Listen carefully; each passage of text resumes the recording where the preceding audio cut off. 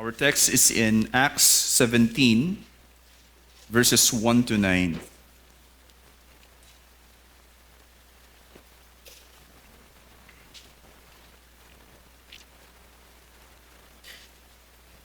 Acts 17, verses 1 to 9.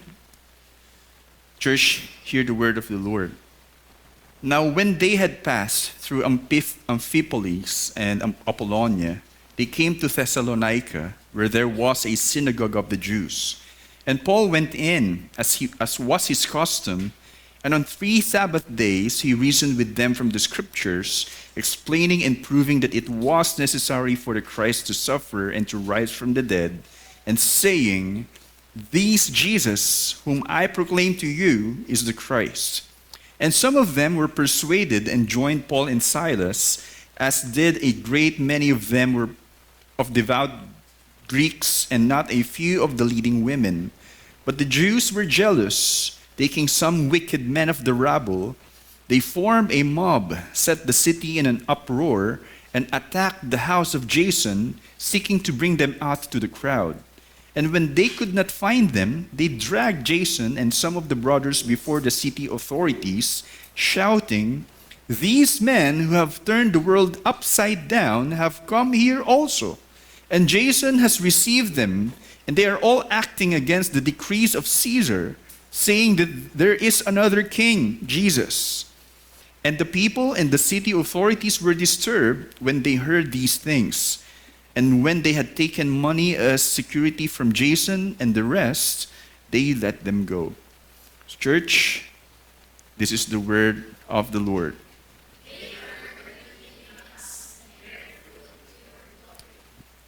Please be seated. Lord, as we now proceed to the preaching of your word, we ask that you will indeed, by your Holy Spirit, illumine your very word to each one of us. Breathe life into all its proclamation and preaching today, and indeed bear fruit in our lives to your glory. In Jesus' name we pray. Amen.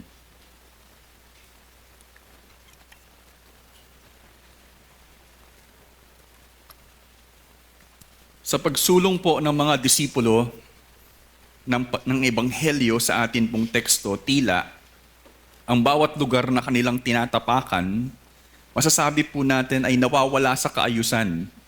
Of course, sa perspective ng mga tao roon, every time these disciples, or sila Paul, Silas, including of course Luke and Timothy, parang nadi-disturb. Because some people are being persuaded doon po sa mensahe na kanilang sinasabi, at napapatotoo po na may saysay po yung Ebanghelyo. So lumalabas na tila nababago, nagkakaroon ng disturbance because primarily naapektuhan po yung kaisipan at nagre-resulta sa kaayusan naman ng pamumuhay. Lumalabas, maaring hindi na sila sumasamba sa kanilang mga gods or idols, being pagans. They no longer offer worship to the temples that are made by the people doon sa lugar na yon. Nababago po, no? And hindi nagugustuhan ng mga authorities doon. Even the Jews, hindi nagugustuhan. Kung ang epekto ng Ebanghelyo ay magdudulot ng pagbabagong hindi gugustuhin po ng lahat, ang tanong, mamumuhay na lang ba tayo ayon sa ikot ng mundong ito at hahayaan na lang na ang Diyos ang bahala sa kanila? As if, wala na tayong magagawa dyan. Sarado yan eh. Let it be so. The Lord be merciful sa kanila.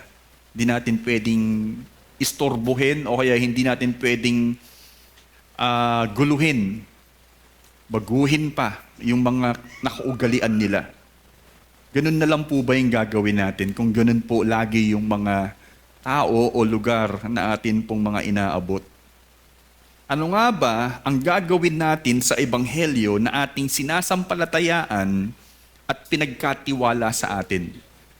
Basta narinig na natin yung gospel, we're praising God, and we can come together as a church and praise Him and see Him again Sunday after Sunday. Ano po talaga ba ang dapat gawin natin sa Ebanghelyo na sinasampalatayaan natin at pinagkatiwala sa atin, entrusted? Yan po. Ang salita ng Diyos ngayong umaga ay pinapahayag na this Jesus whom we proclaim as the Christ shall reign over the defying world. Ayan. So, sinabi po ito mismo ni Pablo, di ba? Ginamit ko lang po yung mismong linya na this Jesus, and for us, whom we proclaim as the Christ, the truth is, shall reign over the defying world.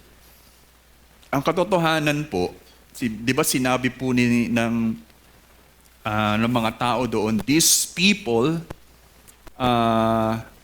these men have turned the world upside down. Parang binaliktad. Ito yung tamang orientation, binaliktad daw yung mundo.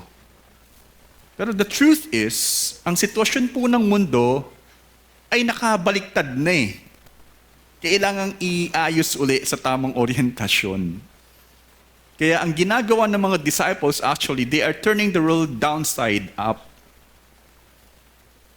That's why, to do that, kailangan maging tapat ang mga disipulo na iproklama kung sino ang tunay na hari, kung sino ang tunay na Panginoon.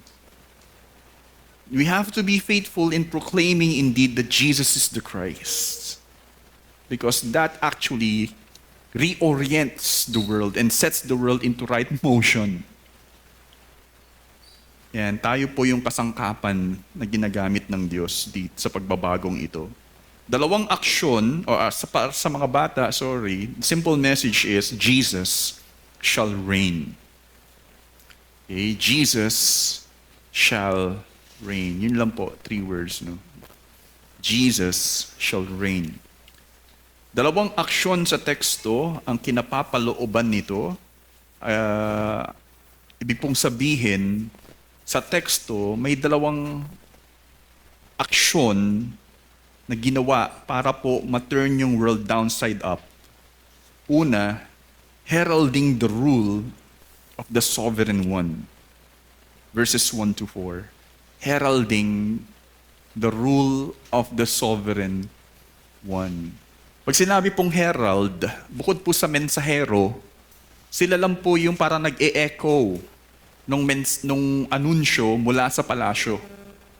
Alam niyo po yung nasa karwahe, bababa, ten-ten-ten, ten-ten. Hear ye. Di ba? So, pinoproklama lang po nila yung mensahe mula sa hari. At ito pong mga disipulo, para po mapanumbalik ang mundo, ay hineherald yung pamumuno ng ating Panginoon na si Jesucristo. Ito po yung unang aksyon. Pangalawa, actually, ang resulta po nun, inevitably, pangalawa ay bearing the marks of the sovereign one. Kung ano po yung maging tugon, response ng mga tao from the message that we are proclaiming, let it be so. Tanggapin po natin, even if we will be persecuted, we will face hardships, because as Paul said in Galatians, I am bearing the marks of Christ. Kumbaga, yung mga marka ni Kristo, I also have it. Kasi ganun po talaga yung pagiging mga disipulo ni Jesus. We proclaim the gospel, yun po yung pinakasimpleng tawag po sa atin, pero kung ano yung magiging resulta nun, tanggapin din po natin. Because we bear the marks of the sovereign one. Ayan po. That's what happened in the text. At sa mga bata, 2 words, proclaim and then endure. Okay, proclaim and endure.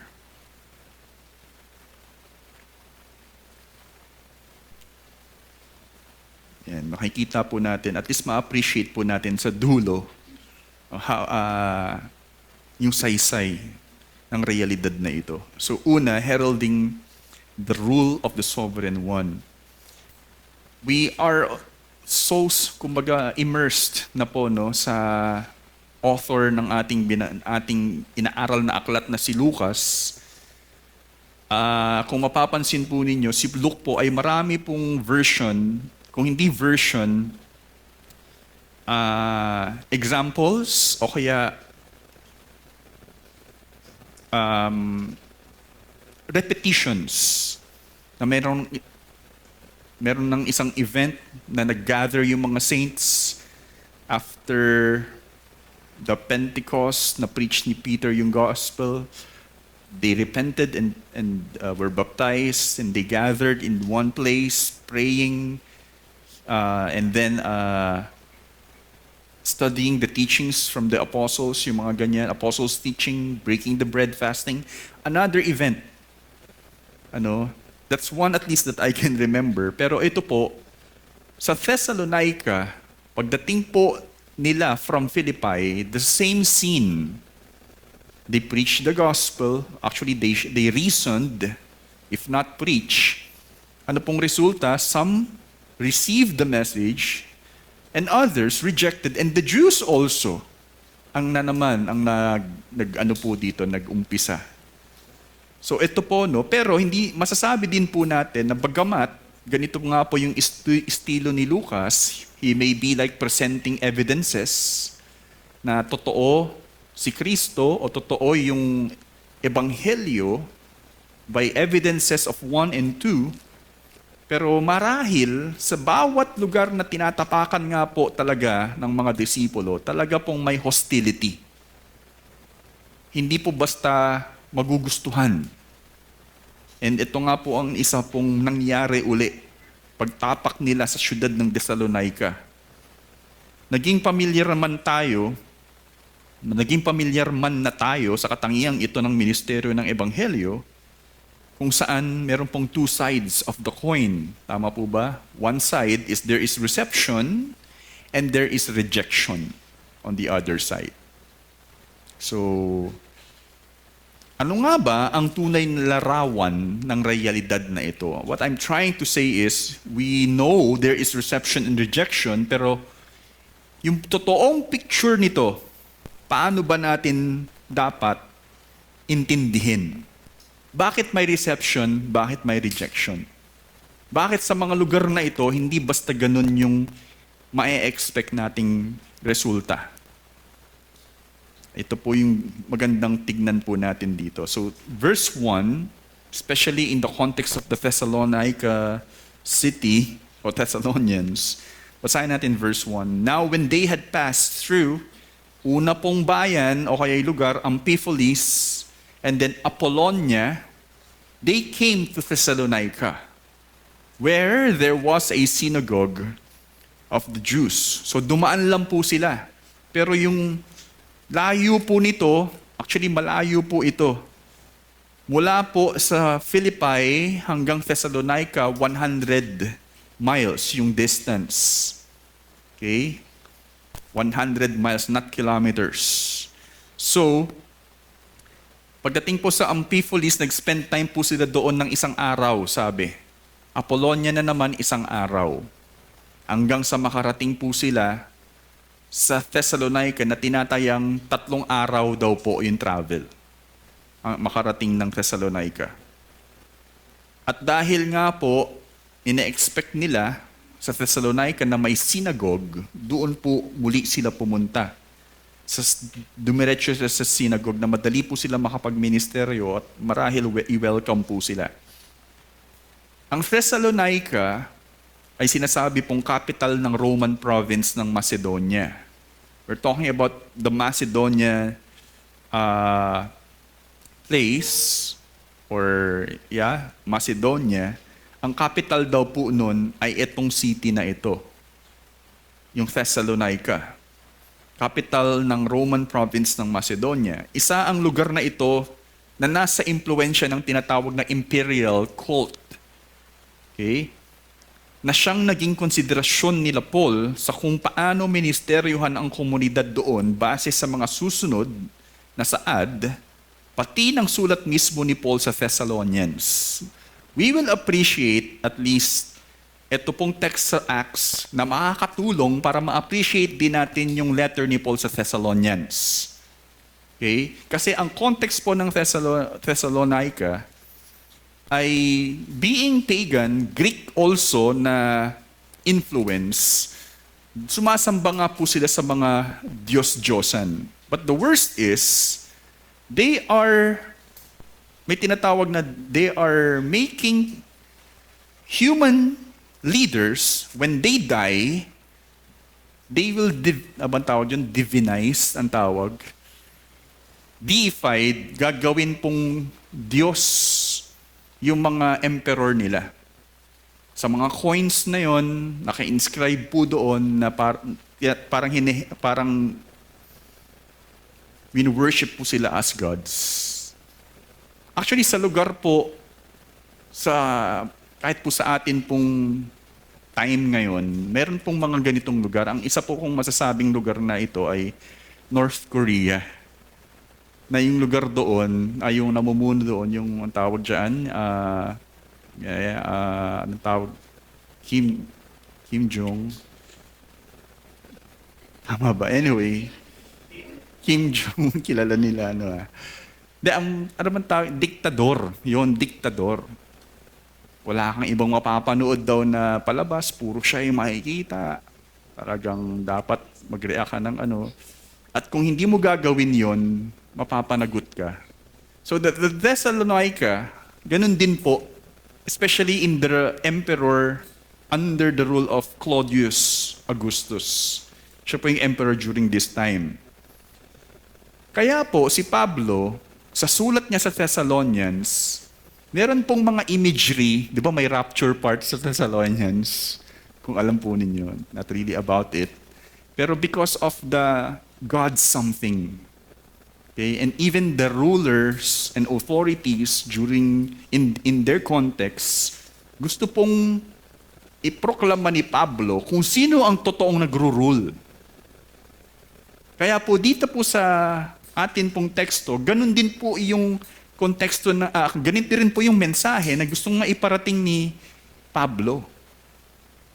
Mula sa Old Testament, sinabi ng mga propeta sa Psalms na si Jesus ang lumalabas na Mesiyas. Kaya siya namatay at nabuhay muli dahil sa pangako ng Diyos na tunay na maghahari ang Diyos muli sa buong mundo at si Jesus ang tunay na hari na nagligtas sa lahat. If you will put your trust in Him, you will be part of His kingdom. If you repent and put your trust in Him, you will be saved from His wrath. So ito po yung parang larawan ng pag-address ni Pablo dito po sa lugar na ito. Nababalot po ng imperial cult. Ayan. So sa kontekstong ito natin maintindihan kung bakit nga po ganoon katindi ang naging tugon sa kanila. So in verses 2 to 4, basahin po natin, sunod na nangyari. And Paul went in, as was his custom, and on 3 Sabbath days he reasoned with them from the scriptures, explaining and proving that it was necessary for the Christ to suffer and to rise from the dead, and saying, this Jesus whom I proclaim to you is the Christ.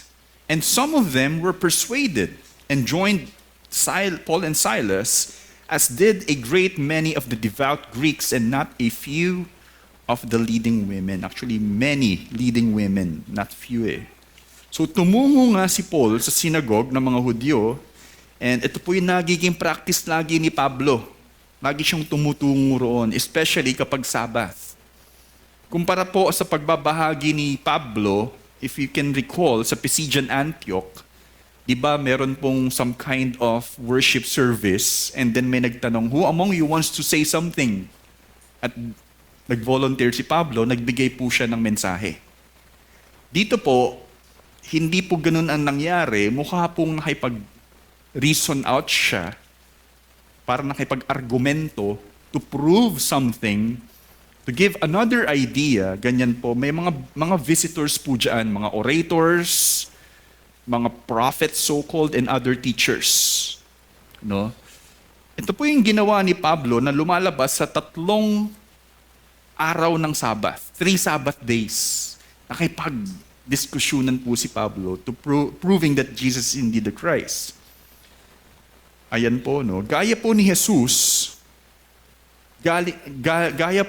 ginamit po ni Pablo rin yung scriptures than any other references. Because for the Jews even, the scriptures is the ultimate authority. So ang ginawa po ni Pablo, mula po sa scripture, pinakita po niya yung argumento na kung ganito ang sinasabi ng propeta, kung ganito nga ang nangyari sa dumating na Mesiyas, siya nga ang talagang totoong Kristo, si Jesus. Yun po yung naging estilo dito ni ni Pablo, na naging epektibo po sa mga Griego. Ang mga Griego na ine-expect po nating mga intelektual. Ang laki po ng impluensya ng Greek sa buong civilization din ng mundo. Ayan, ayon sa kasulatan na gawa po ni Pablo. Yan, para magawa mong mahikayat ang mga Griego, lalo ang mga Griego roon na may mataas na katayuan, high standing or status even, masasabi natin kinakailangang maayos mong mairepresenta ang iyong argumento sa mataas na intelektual na paraan.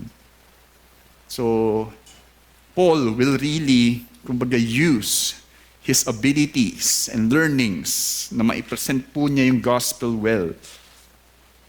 Kaya kung iisipin natin ang naging argumento ni Paul patungkol kay Jesus sa mga taong walang bastang inklinasyon sa ibang kataruan. Imagine also na itong mga taong ito hindi basta mape-persuade sa ibang katuruan, na persuade.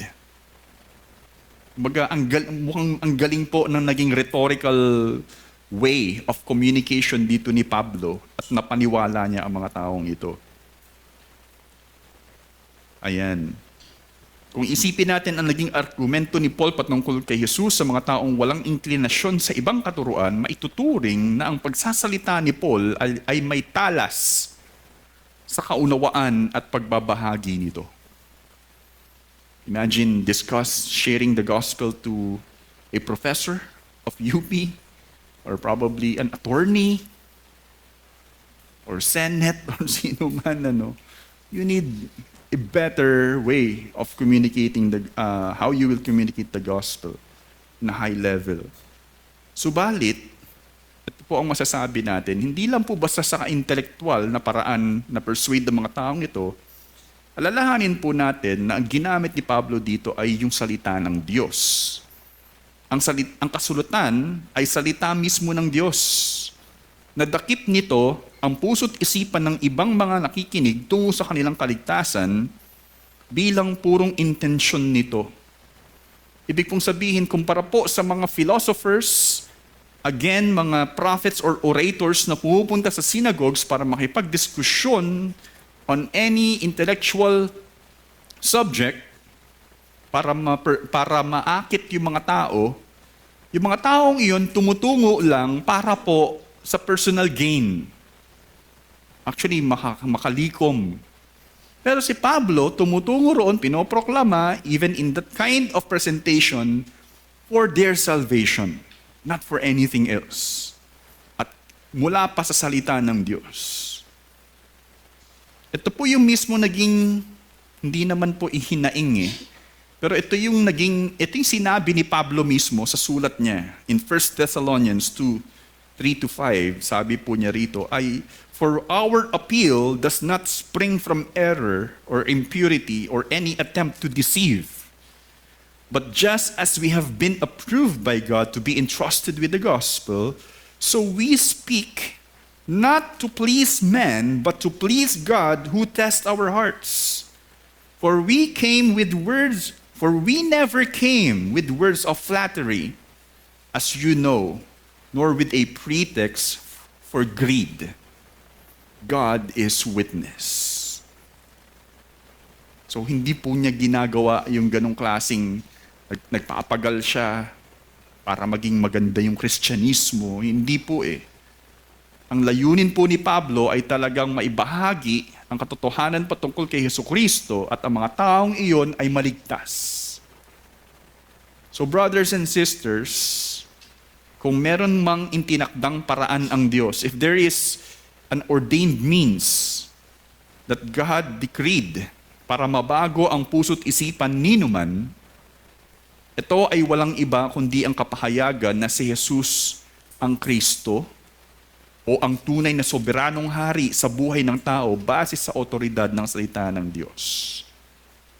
If you don't get it, there's no at least effective way para po ang mga tao ay maligtas than presenting to them the truth of the gospel from the scriptures. Well, siguro from time to time, magkaroon po tayo ng drama or something or whatever. What do you think?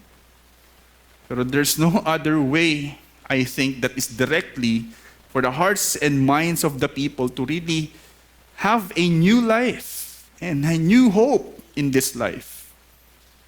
Then understanding clearly that new life and hope in this life is found in the Lord Jesus Christ. That's why we will labor sa ganito pong kaparaanan. Bukod sa kailangan nating lumago sa pananampalataya sa pamamagitan ng pagbabasa o pag-aaral ng salita ng Diyos, kailangan din nating lumago sa kaunawaan nito para maayos nating maibahagi sa tao ang ebanghelyo na magdadala sa kanilang kaligtasan. Actually, we are not reading merely the scriptures, of course, primarily for ourselves. Para ma-enjoy po natin ang Diyos. Dahil yung intimate knowledge po natin sa Kanya, yun po yung nagdadala sa atin to be inspired sa buhay, to appreciate everything. Pero another thing, magkaroon din po tayo ng effort na unawain yung gospel para madali po nating maibahagi, para rin po natin maibahagi sa iba. Yun din po yung kailangan nating gampanan. Ayan. Well, the Lord will use people for the caliber ng mga Greeks. Si Paul. Let it be so. Pero gagamitin din tayo kahit hindi sa mga taong ganun. Kailangan pa rin nilang maintindihan yung scripture. At kung meron mang magpapanumbalik sa tunay na kaayusan sa sangkatauhan, ito ay ang tapat na kapahayagan sa lahat ng ebanghelyo na si Jesus ang Kristo. Kaya pahalagahan mo ang kapahayagan ng ebanghelyo at huwag mong baliwalain. Kasi ang katotohanan po, yun ang gospel o ang katotohanan na si Jesus ang Kristo ang siya magpapanumbalik sa lahat. Therefore, we should indeed value yung work of spreading the gospel. Ayan po yung una. Heralding the rule of the sovereign one, and second, bearing the marks of the sovereign one. Ano po yung nangyaring sunod? Sa kabila muli ng katagumpayan sa tapat na pagbabahagi ng ebanghelyo nila Paul sa mga Griego doon, ang nangyari sa verse 5, basahin po natin. But the Jews were jealous, and taking some wicked men of the rabble, they formed a mob, set the city in an uproar, and attacked the house of Jason, seeking to bring them out to the crowd. Yan, muli po, hindi ikinatuwa ng mga Hudyo roon. Particular, actually hindi lang pa sa mga Jews, yung mga Jewish rulers, na imbis na umayon sa kanila at maging kabahagi nila ang mga Griego, what I'm trying to say is, imbis na yung mga Greeks ay ma-persuade na maging bahagi ng Judaismo, magpa-circumcise sila so that they will be part of the kingdom of God, na-persuade pa nila Pablo. So hindi napunta sa camp nila, kumbaga. Ayan, so kumbaga parang sinabotahe nila Paul yung mission din ng mga Hudyo sa Thessalonica. Sa tindi ng pagkainggit ng mga ito, ano po ang ginawa? Sinabing, ginamit nila, alam niyo po ba yung description dito? Ano po yung mga klaseng tao yung ginawa nila. Taking some, wicked men of the rabble. Ito daw po yung mga, sorry for the term, tambay sa marketplace, agora. At wicked pa. At ginamit sila to cause chaos in the city.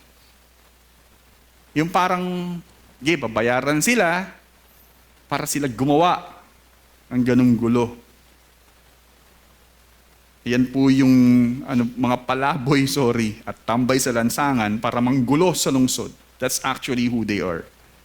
Isa itong strategiya para sisihin ng mga otoridad ang komunidad ng mga Kristiyano.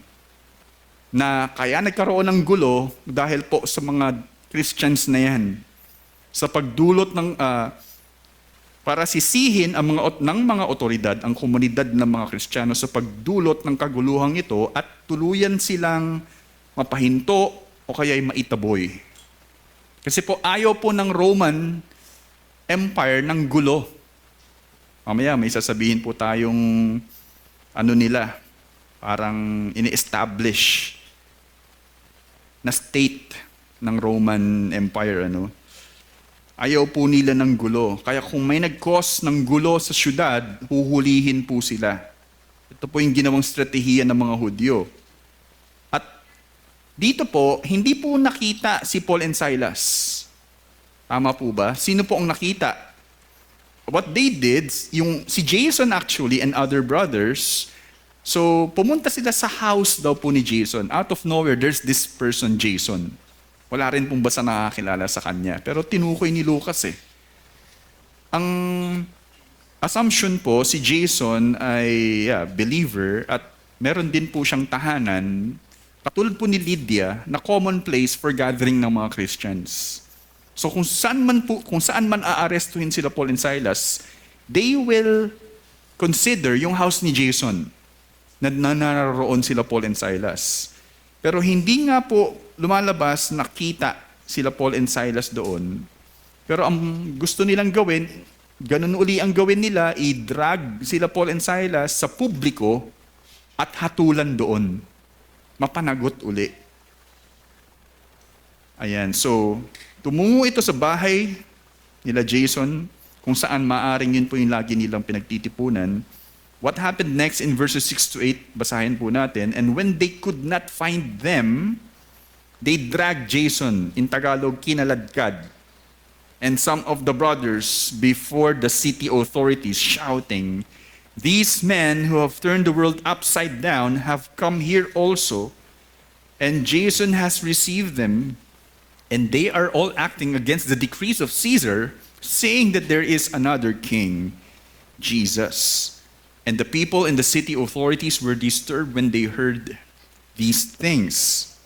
So ano nga pong ginawa? Dahil hindi makita si Paul and Silas, sinabi, kinaladkad si Jason at ang ilang mga kapatiran at hinarap sa mga otoridad at nagbigay ng mga mabigat na akusasyon. They turned the world upside down. Ibig pong sabi, actually sa Tagalog, nakalimutan, ang ganda ng pagkakaano eh. Meron kayong Tagalog dyan. Ang hirap i-describe yung turn the world upside down literally eh. Diba? At binaligtad ang mundo sa pagkataas, pababa. Pero lumalabas na parang ginulo po nila yung kaayusan. Ayan, ang sino mang sumira sa kapayapaan na itinakda ng Roma at tanghalin ang ibang hari liban kay Caesar ay isang seryosong paglabag at pagtataksil as a serious crime. Alam niyo po yung Pax Romana. Pax Romana. Peace of Rome. Peace of Rome. Actually, yung Pax, yes, peace. It also means stability. Okay? Ang Peace of Rome or Pax Romana ay pagsulong sa mahabang taon ng stability at prosperity ng buong imperyo na para makamit at mapanatili ito ay gagamit po sila ng puwersa. Ibig pong sabihin, force for you to always surrender and submit to our ways. At pag hindi ka susunod, gamit kami ng dahas. para lang mapanatili yung peace na yon. Gusto niyo po ba yung ganong klaseng peace? Ganun po yung imperyo ng Roma. Ito pong Pax Romana na tinatawag. Bagamat kapayapaan ang sinasabi nito, ang totoo ay binabalot ito ng mga agarang pagbabago, sudden changes, rapid changes sa pamamagitan ng dahas. And then currently, at least I confirmed and verified, ang tinatawag na Caesar dito ay si Claudius Caesar. Marami po kasing Caesar din no? Meron pong sumunod sa kanya, isa rin pong matindi na emperor, si Nero. Okay, si Nero ay matindi, no? Yung mga Christians, ginagawa niyang light torches sa daan. Ganun niya pinersecute yung Christians. Lumalabas si Claudius ang naging ama ni Nero. Si Claudius mismo ay makasarili, anong tawag dyan? Narcissist. And then, ano rin po, mataas ang pagtingin, malupit, cruel.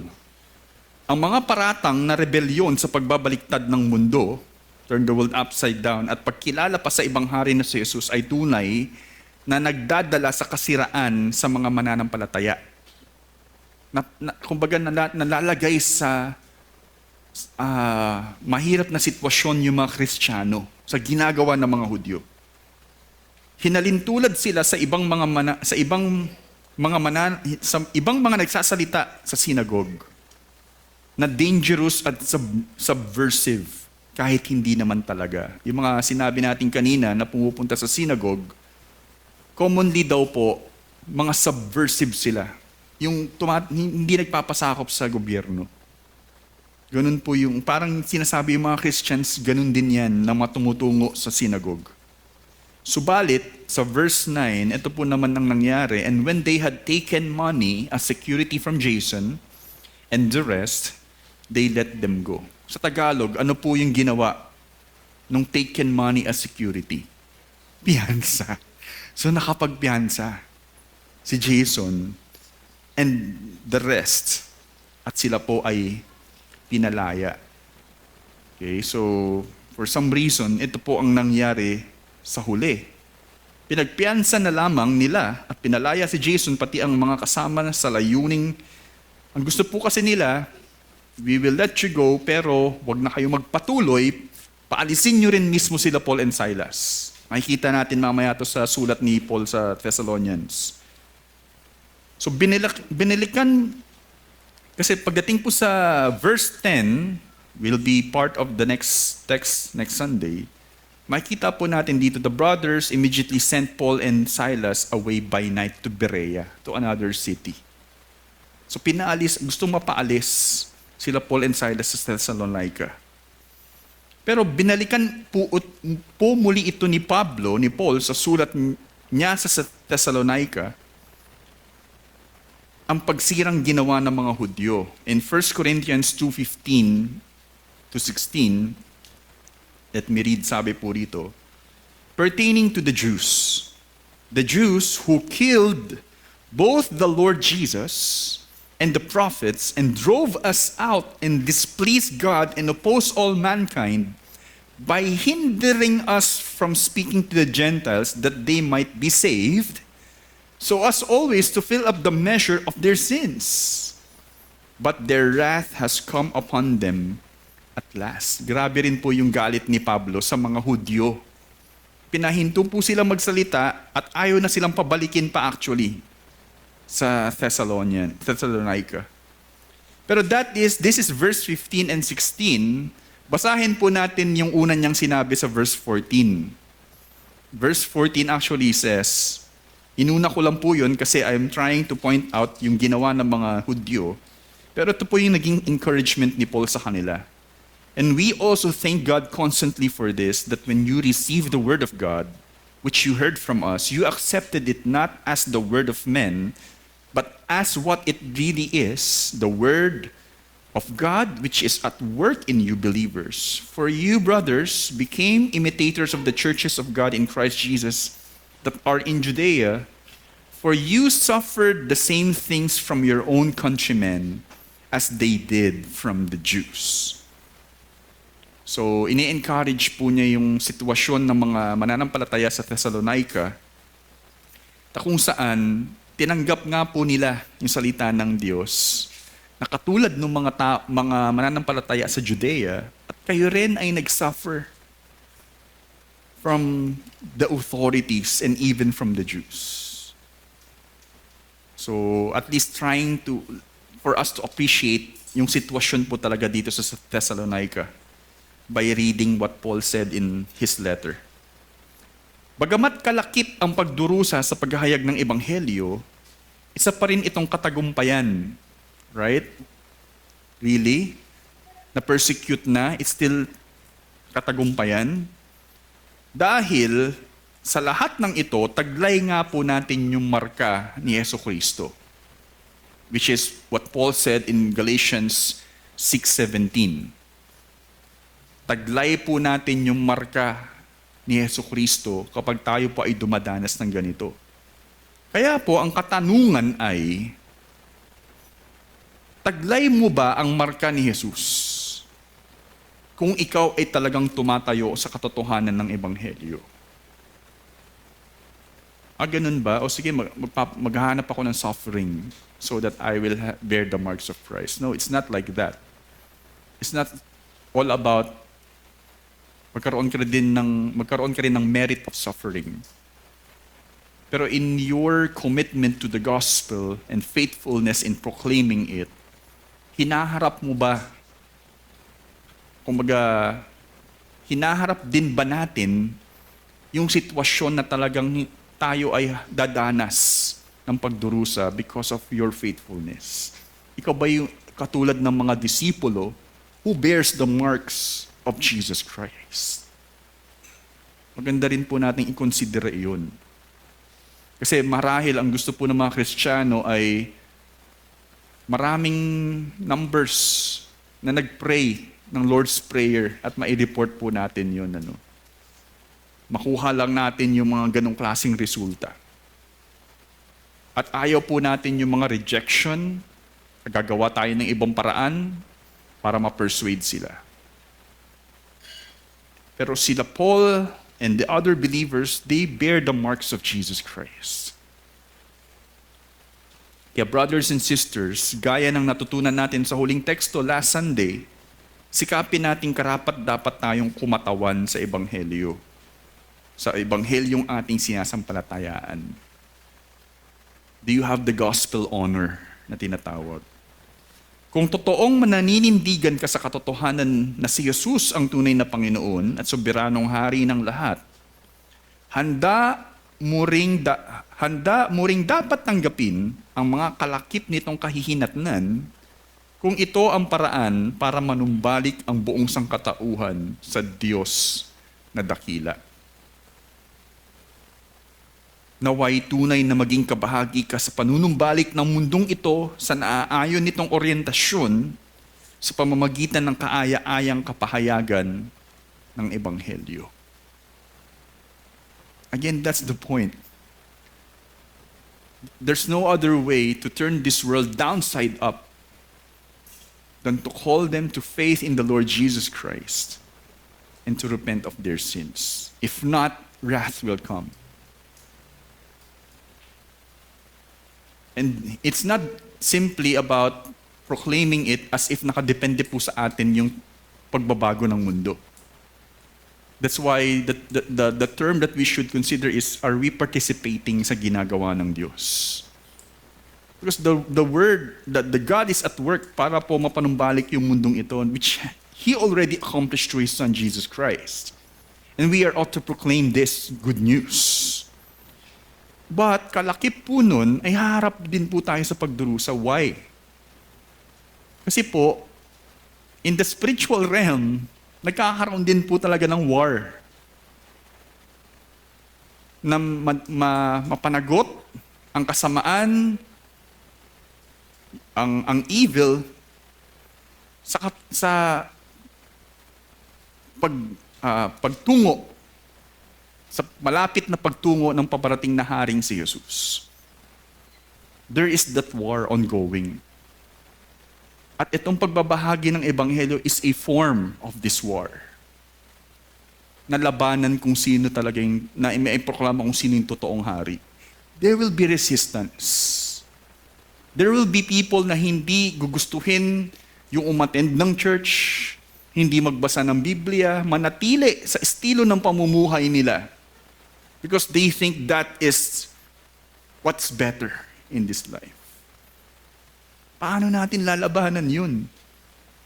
Hahayaan na lang natin. There is that war na nangyayari. Pero I want you to know na ang laban na ito ay hindi, for example, ano ba yung nag-finals sa NBA last year, si Knicks and Spurs?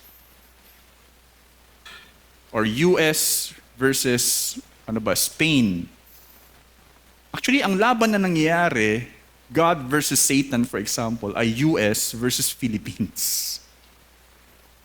Kumbaga, me versus Marcos. A man versus a kid.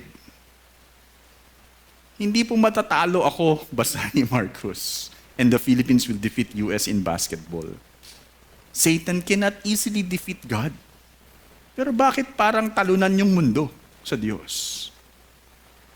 The truth is, hinahayaan lang ng Diyos for a while na mag-wonder. And later on, you will taste true defeat. So, wag po tayo mapanghinaan ng loob kung ganito po yung nangyayari sa mundo. And we are ought still to persevere in the faith. Because later on, in our faithfulness, we will reap this harvest from the Lord. Alalahanin natin muli ang mensahe sa atin sa umagang ito. This Jesus whom we proclaim the Christ shall reign over the defying world. Nagsasabi ring Jesus shall reign. And alam po natin, kamakailan lang, ang dami pong nangyayari. Hindi lang sa ating bansa. We are already, nasusuka na nga tayo sa nangyayari sa bansa natin. Dumagdag pa, there's war, ongoing war. US, di ba, Iran. Bukod pa sa kanila, nauna pa yung Russia, Ukraine, nagpapatuloy pa rin ngayon. Ngayon naman, yung pag-breach ng territory sa Spain. Di ba? Parang, wow, ano nangyayari sa mundo? From Morocco, no? Bukod pa dito po yung nangyayari sa kanya-kanya nating buhay. Ito yung sitwasyon ng pamilya, sitwasyon ko, in my relationship, and whatever. Habang tayo ay nagtitiis at umaasa sa pagresolba ng mga problema sa ating bansa, may gulo ring patuloy na nangyayari, karamihan sa mundo na nakakaapekto rin sa lahat. Yung war na yon, kala nyo, war lang yun ng US and Iran? No, tumataas po yung gas natin. Naapektuhan po lahat. Alam natin na ang totoo ay ang mundong ito ay nawala sa tamang oryentasyon. Ang mundo ay nasa down orientation at dapat maitayo yung tamang orientasyon. Na hindi lang basta mareresolba ng hustisya at katuwiran, bagamat dapat itong isulong, ang buong mundo ay nangangailangan ng panunumbalik ng tunay na hari na si Jesucristo. That's the truth. Sabi nga ni Paul sa Romans 8:22-23, we know that the whole creation has been groaning together in the pains of childbirth until now. Yung parang gusto nang mailabas, ang sakit po nun eh. Gusto nang matapos, no? And not only the creation, but we ourselves, who have the first fruits of the Spirit, groan inwardly as we wait eagerly for the adoption as sons, the redemption of our whole self, our bodies even. We are groaning, Lord, Maranatha, come now. Subalit, habang tayo ay naririto pa, hindi tayo dapat mapanghinaan ng loob. Gusto ko po sanang maramdaman natin yung nangyayari ngayon sa mga believers in Thessalonica. In their time. Tayo ay dapat masayang nakikibahagi sa patuloy na kaganapan ng higit na kaayusan ng mundong ito sa pamamagitan ng proklamasyon ng Ebanghelyo. Humarap man tayo sa pagdurusa, alam natin na hindi ito ang katapusan. Alam natin na sa panunumbalik ni Jesus bilang tunay na hari, sabi po sa Revelation 21 verse 4, He will wipe away every tear from their eyes. And death shall be no more, neither there shall be mourning, nor crying, nor pain anymore, for the former things have passed away. Makakaasa tayo dito dahil kasunod na sinabi in verse 5, And he who was seated on the throne said, Behold, I am making all things new. Also he said, Write this down, for these words are trustworthy and true. Kaya masasabi lang po natin, tuloy-tuloy lang po tayo mga kapatid. From the world na nangyayari sa buhay, sa mga personal na sa bansa natin, sa nangyayari sa atin mismo. Paano tayo magpapagalpa sa Ebanghelyo? Well, tuloy-tuloy lang po tayo mga kapatid. And we are all in this together, cheesy as it is. Pero wag po kayong magsarili. Wag po tayong mamuhay kasama ng mundo. The more na kailangan po natin na magpatuloy as a church. Tayo po'y manalangin.